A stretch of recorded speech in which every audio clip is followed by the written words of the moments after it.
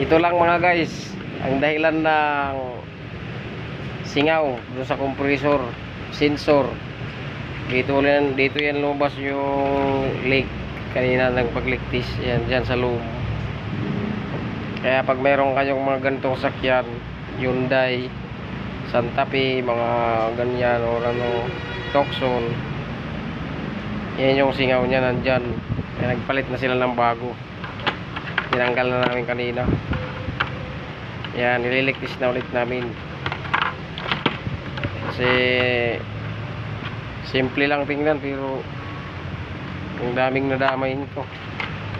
Yung buong aircon na pinapasingaw.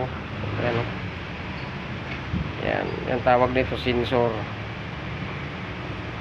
dyan sa loob ng aircon, sa compressor sa loob. Yan, no?